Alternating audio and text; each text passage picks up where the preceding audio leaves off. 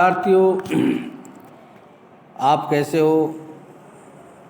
मैं आपको सामाजिक राजनीतिक जीवन का लेसन 6 हत्याकरण से निपटने का जो टॉपिक है चल रहा है, इसमें जो आप समझ होंगे कि हत्याकरण किसे कहते हैं।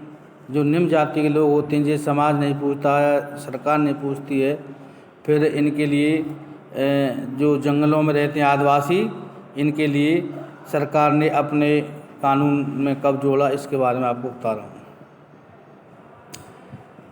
1989 में की बात है।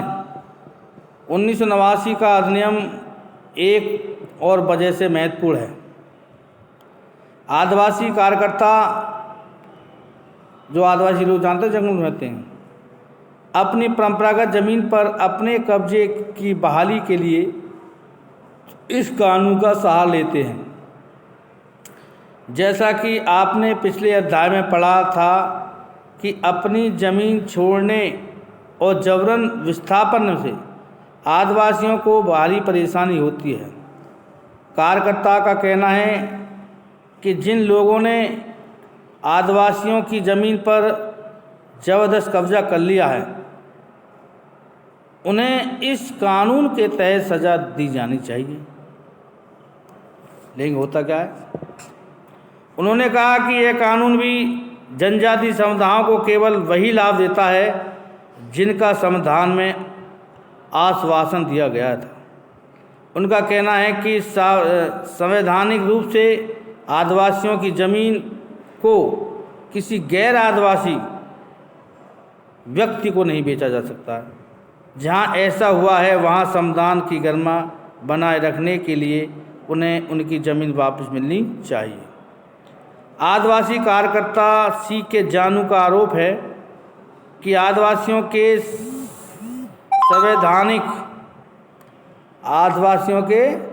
संवैधानिक जो कानून का उल्लंघन करने वालों में विभिन्न प्रदेश की सरकारें भी पीछे नहीं हैं। यही सरकार है जो लकड़ी व्यापारी, पेपर मिल आदि के नाम पर गैर आदिवासी घुसपैठियों को जनजाति जमीनों को दोहन करने और आदिवासियों को उनके परंपरागत जंगलों से उजाड़ने की छूट देती है।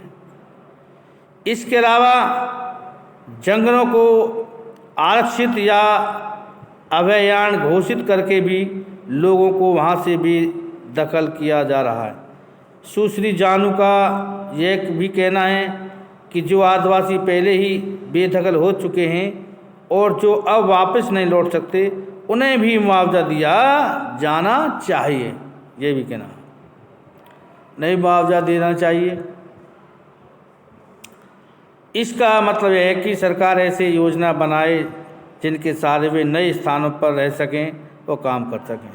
जब सरकार आदिवासियों से छीनी गई ज़मीन पर औद्योगिक या अन्य परियोजनाओं के निर्माण के लिए बेहिसाब पैसा खर्च कर सकती है, तो इन विस्थापितों को पुनर्वास देने के लिए मामूली सा खर्चा करने में क्यों हिचकती है।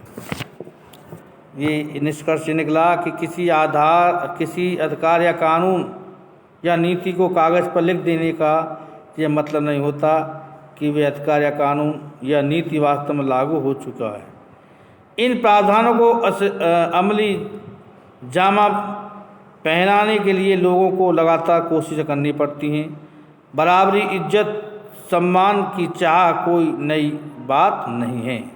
धन्यवाद। मैं इस पाठ को इस प्रकार से पढ़ा रहा हूँ। मैं ये पाठ आपका संपूर्ण हुआ।